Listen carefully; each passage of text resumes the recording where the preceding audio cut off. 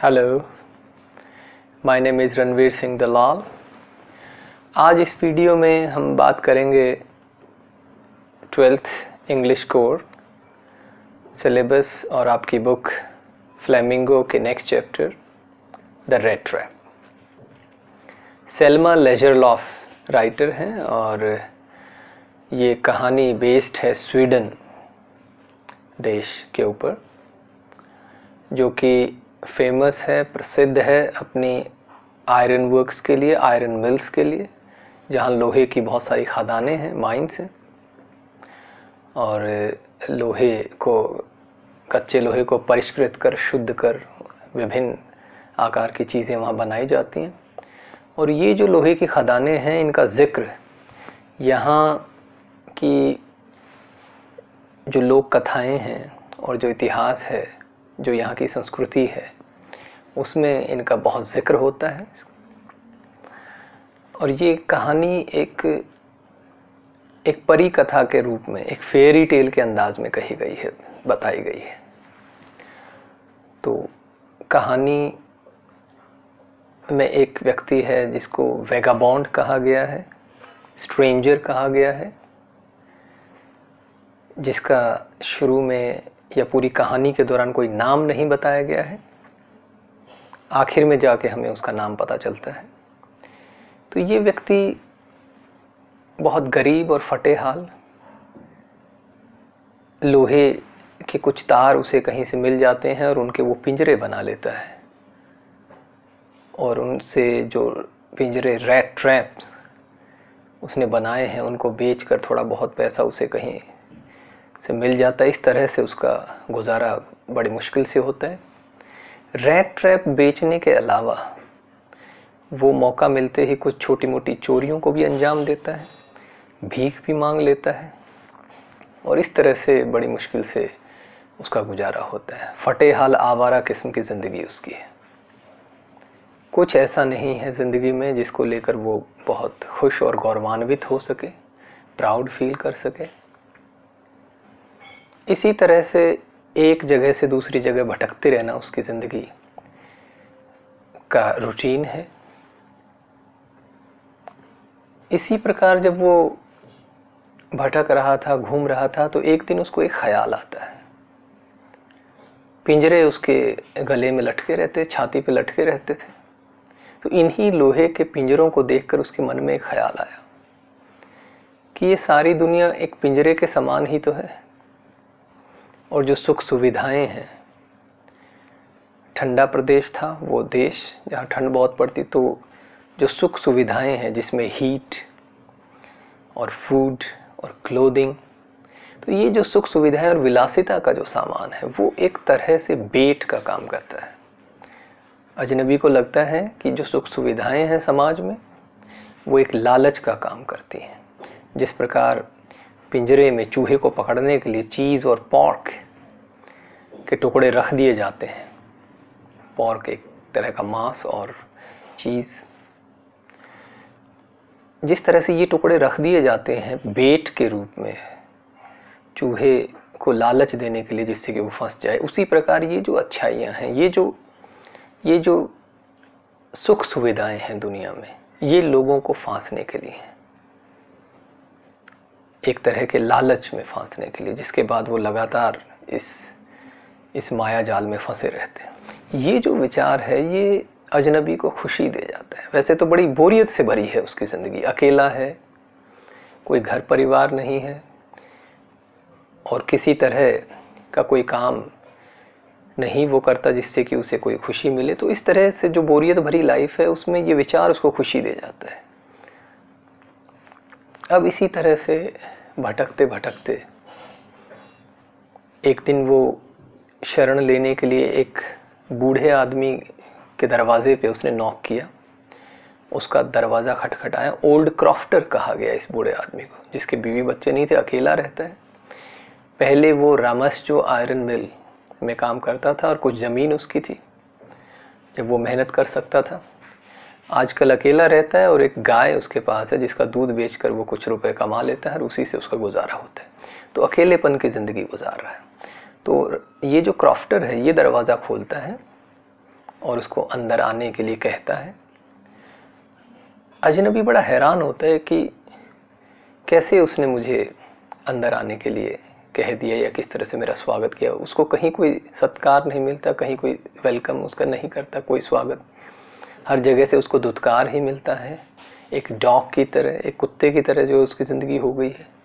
तो यह बड़ा आश्चर्य हुआ उसे कि कैसे बूढ़े आदमी ने उसको जगह दी, उसको आने दिया, अपने घर में शरण दी,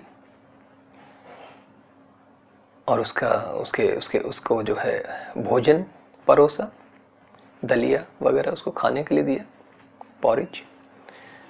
और उसने उसको अपनी टोबैको रोल में से भी कुछ शेयर, उसने एक स्लाइस उसको दी, स्मोकिंग उसके साथ की, और उसके साथ ताश खेला, बातें की। सोने से पहले रात को बातों ही बातों में उसने बताया कि भाई पहले मैं यहाँ रामस जो आयरन मिल में काम करता, आजकल एक गाय है उसका दूध बेचकर गुजारा करता हूँ, और 30 क्रूनर जो वहाँ की मुद्रा है ये मैंने कमाए हैं पिछले महीने। अब अजनबी ने इस तरह से देखा उसकी तरफ, जैसे उसे यकीन नहीं हो रहा कि 30 क्रूनर कमा लिया। तो बूढ़े आदमी ने उसे ये एक पाउच जिसमें वो पैसे रखे थे 30 क्रूनर, वो रुपए उसको निकाल के दिखा दिए और पाउच वहीं टांग दिया। अब हमारे इस हीरो के लिए, या कहें कि मेन कैरेक्टर अजनबी के लिए, बड़ा ये लालच जो है बड़ा काफ़ी बड़ा था। पता लग गया पैसे कहाँ टंगे हुए। सुबह उठते ही ये व्यक्ति जो बूढ़ा ओल्ड क्रॉफ्टर, ये अपनी गाय का दूध निकालने के लिए चला जाता है, और इसको लगता है कि भाई मुझे भी यहाँ, मेरा भी रुकना ठीक नहीं, ये भी निकल जाता है साथ ही साथ। आधे घंटे बाद ये वापस आता है और उस खिड़की से अपना एक तार उसके पास होता है जिससे कि वो पिंजरे वगैरह बनाता है, वो उस खिड़की से डाल के वो पाउच को निकाल लेता है, 30 क्रूनर चुरा लेता है और पाउच को वहीं टांग देता है। इस प्रकार एक चोरी को अंजाम दिया उसने उसी व्यक्ति के यहाँ जिसने उसको शरण दी थी। अब ये चोरी करने के बाद उसे लगा कि कहीं पकड़ा ना जाऊं, तो उसने हाईवे पे ना जाके वो वन क्षेत्र में चला गया, फॉरेस्ट में चला गया, और वहाँ खो गया वो थोड़ी देर में। जो झुरमुट थे, जो पेड़ थे आपस में जिस तरह से उलझ, वो इस तरह का घना वन था, एक मेज की तरह, एक भूल भुलैया की तरह। चलता रहा, खो गया, रास्ता भटक गया, मिल नहीं पाया, निकल नहीं पाया उससे। और सुबह से शाम हो गई, थक गया बहुत ज़्यादा। उसे लगा यहाँ जिस प्रकार से उसने वन के पेड़ों को उलझे हुए देखा आपस में, उसे लगा कि वो एक तरह के ट्रैप में फंस गया है। ये भी उसके लिए एक रेड ट्रैप के समान है पूरा फॉरेस्ट, और वो निकल नहीं पाएगा इस फॉरेस्ट से। और उसे लगा कि भाई ये 30 क्रूनर चुरा के उसने गलत किया, लेकिन अब कोई रास्ता, कोई चारा नहीं था। अंत में थक के घुटने टेक दिए एक जगह, और लगा कि अब उसको वो और आगे नहीं चल पाएगा और उसकी मौत हो जाएगी, ऐसा उसे लगा। हिम्मत हार गया था वो। तभी उसे अचानक आवाज़ सुनाई दी कि नज़दीक एक कोई हल्की रोशनी और हथौड़े के चलने की आवाज़ सुनाई दी, लोहे के पीटने, हथौड़े से लोहे के पीटने की आवाज़। उसे लगा कि ज़रूर कुछ है नज़दीक, और वो रामस जो आयरन मिल थी वहाँ गया धीरे धीरे उठ के, और उसे लगा, वहाँ उसने देखा कि एक ब्लैकस्मिथ, मास्टर ब्लैकस्मिथ और उसका अप्रेंटिस, उसका शिष्य, उसका असिस्टेंट काम कर रहे हैं, लोहे को शेप दे रहे हैं गला के। एक फर्नेस है वहाँ, भट्टी है जिसमें गर्म किया जा रहा है लोहे को। अब ये लोग अपने काम में बिजी थे, तो इसने परमिशन मांगी, तो आयरन जो ब्लैकस्मिथ था उसने कोई ख़ास रिएक्शन नहीं दिया, और वैसे ही जेस्चर करके उसे कहा ठीक है।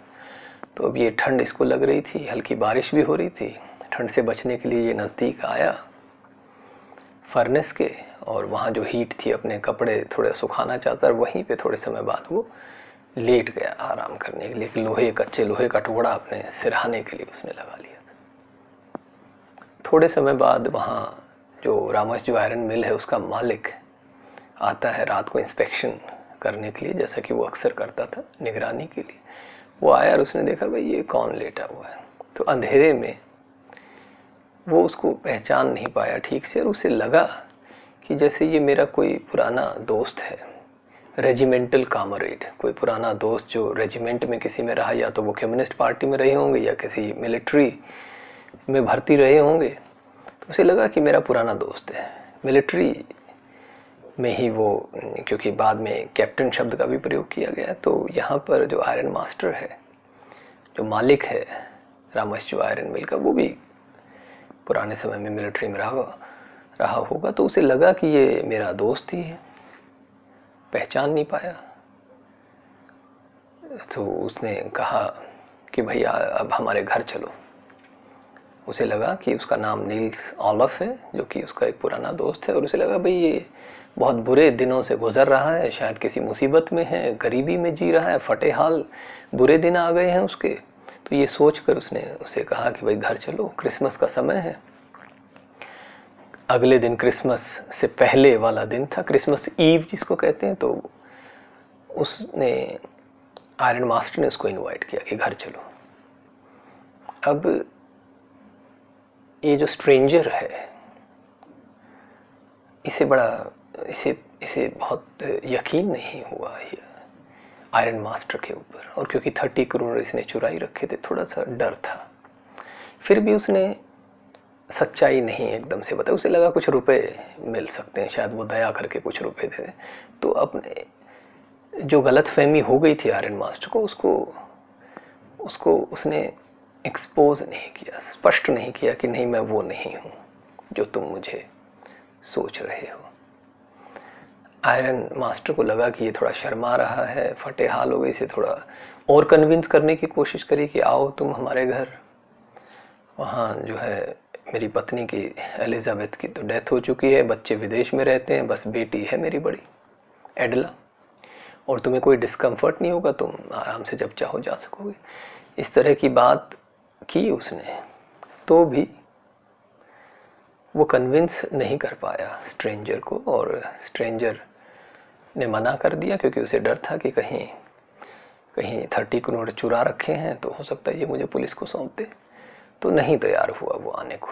तो आयरन मास्टर को लगा चलो भाई ठीक है, नहीं आना चाहता।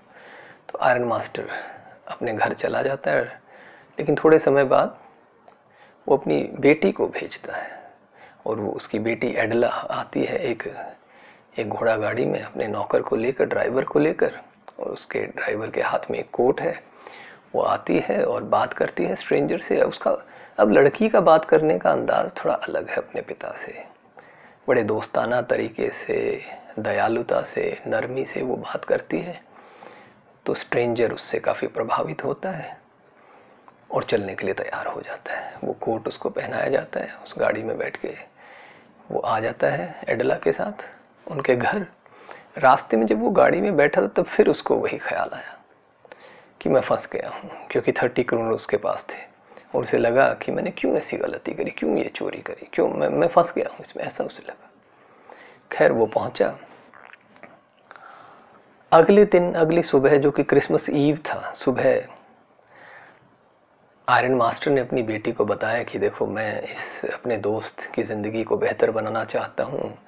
अब इसे नहा धो के आएगा, साफ़ सुथरे कपड़े इसको पहनाएंगे, और सोच रहा हूँ कि इसके लिए कुछ अच्छा सोचें। ये मुसीबत के दिन इस पे आए हैं, ये कुछ अच्छा करे ज़िंदगी में, इसके काम को इस्टेब्लिश करने में कुछ इसकी हेल्प कर दें, जिससे कि ये अच्छा कर पाए। ऐसा कुछ प्लान वो कर रहा था। लड़की ने बताया कि भाई मुझे लगा नहीं कि ये कोई कैप्टन, जिस हाल में मैंने इसे देखा रात को, मुझे नहीं लगा कि ये कोई कैप्टन रहा होगा या कोई पढ़ा लिखा आदमी रहा होगा। खैर अब पिताजी को यकीन है कि भाई नहीं, नहा धो के आएगा, फिर देखना ये बिल्कुल चेंज नज़र आएगा, इसकी असलियत नज़र आएगी। अब वो नहा धो के आया, नौकर ने उसे नहलाया धुलाया, शेव करी, आया वो ब्रेकफास्ट के लिए। तो आयरन मास्टर चौंक गया, एकदम से हैरान हो गया कि ये तो वो व्यक्ति नहीं है, ये तो मेरा दोस्त नहीं है, पुराना आर्मी वाला कैप्टन नहीं है ये। और उसे गुस्सा आया, और उसने कहा भाई ये क्या मजाक है, कैसे तुम इस तरह से ये मेरे साथ धोखा किया। अब अजनबी ने कहा जी धोखा क्या किया, ये तो आप ही ने रिक्वेस्ट करी थी, बहुत ज़्यादा गिड़गिड़ा एक तरह से। मैंने तो नहीं कहा था कि मुझे जाना है आपके साथ, आप ही ने रिक्वेस्ट करी थी तो मैं आ गया हूँ। और तुम कहो तो मैं चला जाता हूँ अपने वही पुराने चीथड़े, मेरे कपड़े दे दो मुझे। अब आयरन मास्टर ने तो धमकी तक दी कि मैं पुलिस को भी बुला सकता हूँ, शेरिफ को क्यों ना बुलाया जाए और तुम्हें पकड़वा दिया जाए, पुलिस को सौंप दिया जाए। अब इस अजनबी का, रैट्रैप सेलर का गुस्सा काबू से बाहर हो गया और उसने मुट्ठी से मेज पे मारा जोर से हाथ, और एक ड्रामेटिक अंदाज में, एक फिल्मी अंदाज में उसने कहा, अच्छा देख लो, इस तरह से मैं तो फंस गया हूँ, कोई बात नहीं, लेकिन वो दिन दूर नहीं है, तुम भी फंसोगे एक दिन, क्योंकि लालच तो है चारों तरफ, तुम भी फंसोगे। कोई ना कोई ऐसा एक बड़ा लालच तुम्हें भी फंसा लेगा। तो इस तरह की बात जो कही, उससे आयरन मास्टर बड़ा प्रभावित हुआ कि भाई आदमी तो फटे हाल है, दरिद्र नजर आता है, भिखारी नजर आता है, चोर नजर आता है, लेकिन देखो बात में दम है, कुछ फिलोसॉफिकल बात है। तो उसने कहा चलो ठीक है, पुलिस को छोड़ो, तुम अब निकल लो। अब बेटी एडला जो है वो पैरवी करती है, वो पक्ष लेती है, वो डिफेंड करती है रैट्रैप सेलर का, और कहती है कि पिताजी छोड़ो इसे जगह दो, इसे शरण दो, हमने वादा किया है हम इसको क्रिसमस की खुशियाँ देंगे, और फिर ये तो हर जगह से दुत्कार दिया जाता है, हर जगह इसको रिजेक्शन मिलती है, कोई इसको वेलकम नहीं करता, तो हम क्यों ना एक दिन कम से कम साल में इसको खुशियाँ दें। बेशक ये हमारे जान पहचान वाला ना भी है तो क्या हुआ, इस गरीब को हमें खुशी देनी चाहिए जैसा कि हमने प्रॉमिस किया। तो पिता के पास कोई जवाब नहीं है बेटी के इस तरह के निवेदन के सामने, और पिता मान जाते हैं, कहते हैं कि चलो ठीक है। अब जो है वो नहा धोकर आता है, ब्रेकफास्ट करता है, और उसको जो है आयरन मास्टर का ही सूट पहनने के लिए दिया जाता है। वो ब्रेकफास्ट करके और बड़ा हैरान होता है कि ये लड़की क्यों मेरी पैरवी कर रही, क्यों मेरे को डिफेंड कर रही, क्यों मेरा बचाव कर रही, क्यों मेरे पक्ष में बोल रही है अपने पिता के खिलाफ। ऐसा तो कभी नहीं किसी ने किया मेरे साथ। खैर खाना खाया भरपेट, भूखा तो रहता ही था, और फिर अपना ब्रेकफास्ट करने के बाद सो गया गेस्ट रूम में सोफे पे, सोता रहा। दोपहर को उठाया गया, फिर कुछ खाने के लिए दिया गया, फिर सो गया, और काफ़ी लंबे समय में ऐसी चैन की नींद उसको मिली नहीं थी, तो सो रहा था खूब। शाम को क्रिसमस ट्री जो है वो लाइट अप किया गया, प्रज्वलित किया गया। उस समय उसको फिर उठाया गया तो आंखें चौंधिया रही थी, समझ नहीं पाया, थोड़ी देर बाद फिर चला गया सोने के लिए, 2 घंटे सोता रहा। फिर रात को डिनर के लिए उसको उठाया गया, और तब उसको डिनर कराया गया पॉरिज और फिश के रूप में, दलिया और फिश। तो अब जो है ये डिनर करने के बाद लड़की ने कहा, एडला ने कहा, देखो ये कोट जो तुमने ले रखा है ये तुम रख सकते हो, और अगले साल फिर आना, फिर से तुम्हारा जो है स्वागत होगा इस घर में।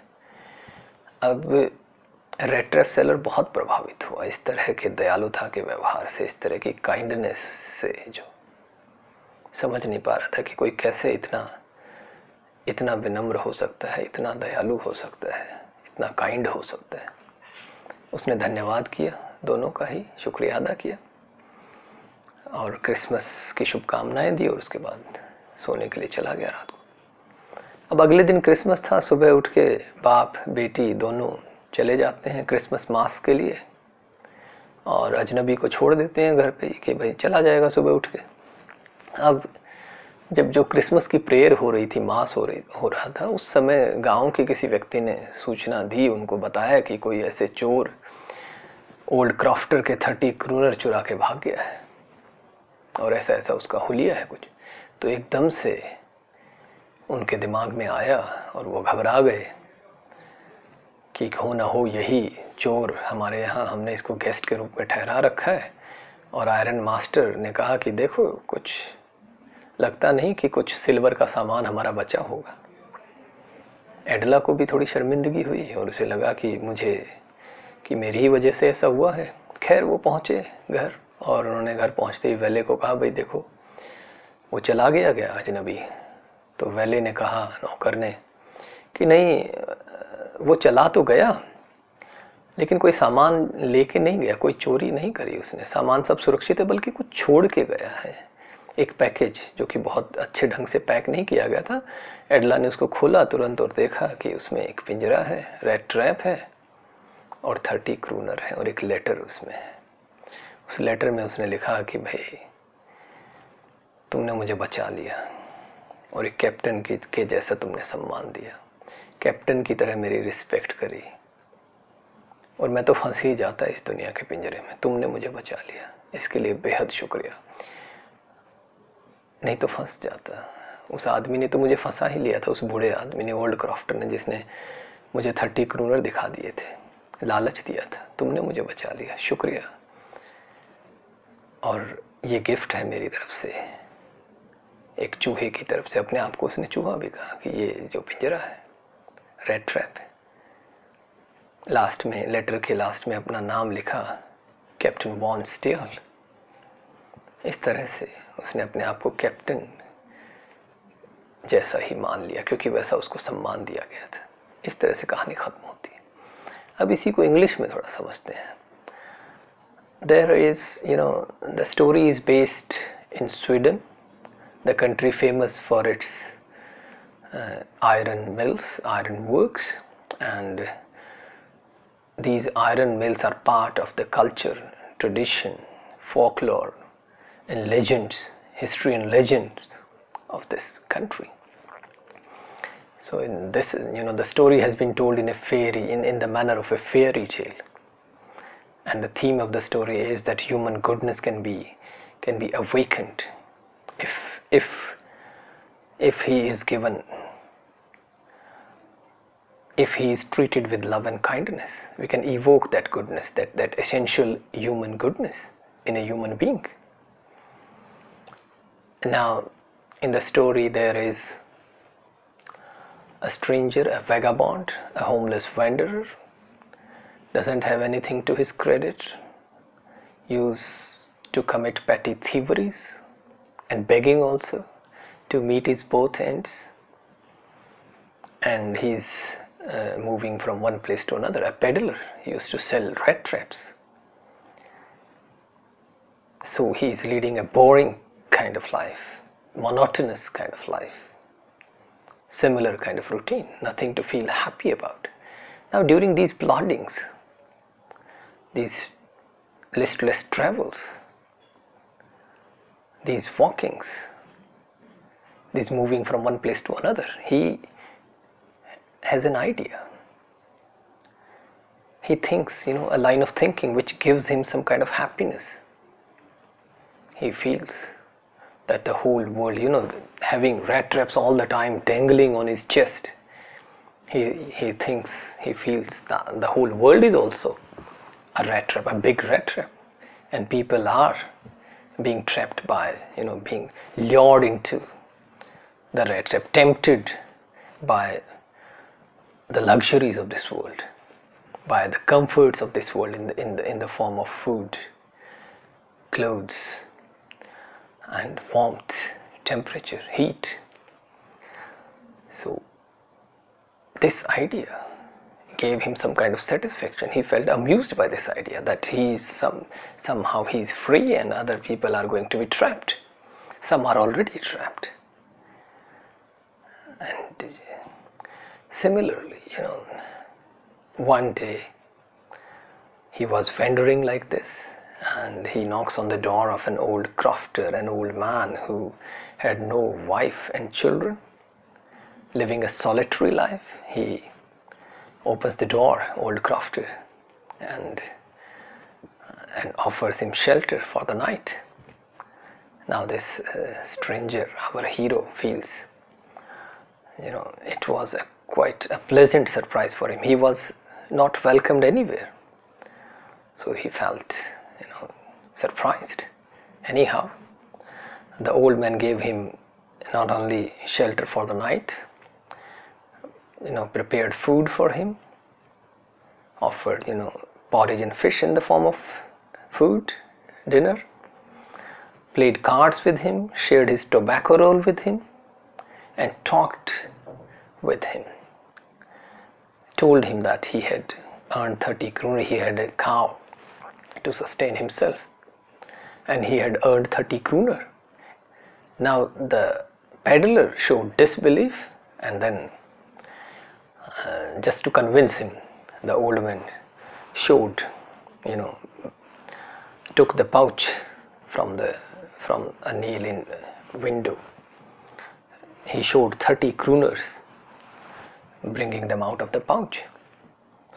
So that's how the vagabond got tempted by this showing of money on the old crofter's part. In the morning, the old crofter goes his own way to milk his cow, and the stranger also goes out on his way, but he comes back after half an hour, and according to his plan, he puts a piece of iron, a wire, and picks up the pouch and takes 30 kroner, steals 30 kroner out of that. So he commits a thievery. He steals that money from his benefactor, the person who welcomed him in his house, gave shelter to him. Now after stealing that money, he just feels a little worried, really. He thought he might be caught. So he avoids the highway and goes into a forest. And there he keeps on moving, walking, looking for the way out. But he couldn't find a way out. And from the morning till night, he just keeps on moving. And at last, he comes to the same spot from where he started. He feels as if he is trapped now. The way the forest was formed, the trees got tangled into each other. So he felt, thick forest. He felt as if he is caught in, as if he is trapped, finding no way out. At last, feeling utterly tired and exhausted, he kneels down, sinks into the ground, sinks, and feels as if he's going to die. But then surprisingly he hears sound of hammering, and he thought there must be some place nearby, and with collecting himself, he goes to that place, Ramasjo iron mill, and he sees that there is a master blacksmith and his assistant, his apprentice. He asks permission for staying for the night, and he was given permission without the iron master didn't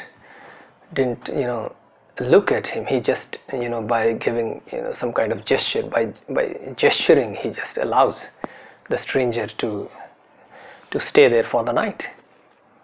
And after some time, the stranger just comes close to the furnace to comfort himself, as it was raining also, and just to feel some warmth, he comes close to the furnace, and there he lies down to sleep for the night. And then comes the iron master, the owner of the Ramasjo iron mill, on his night inspection, and he looks at this stranger, and he mistakes him to be one of his old regimental comrade, one of his old friend. They were in military, both of them. So he mistakes this person to be one of his friend, a captain, Niels Olof, and he invites him to come to his home. Iron Master thinks that there is something wrong with that person, with his friend. He has fallen on bad days. He is living a miserable life. So he wants to give some help to his friend. So he invites the stranger to his home. But stranger had some doubts. he does not he does not disclose his reality, despite the fact, he realizes that his identity is mistaken by the Iron Master, but he does not disclose his reality. He thinks he might get some money from Iron Master. Then Iron Master thinks that he has some doubts, really feeling hesitant. So just to remove his hesitation, he says that my wife Elizabeth is dead and my sons are abroad. Only my oldest daughter Adela is there at home. So you won't be discomforted, you won't be troubled. So please come. But the stranger, is not convinced. He just denies the offer, and Iron Master has to come back home. But he's also not going to be he's also not going to accept his defeat. He sends his daughter.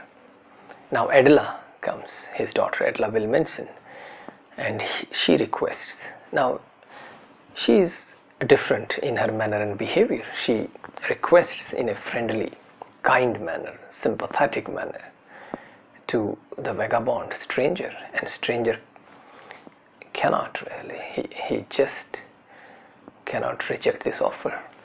He accepts the offer, and he is given a fur coat that was brought by Adela, and wearing that fur coat he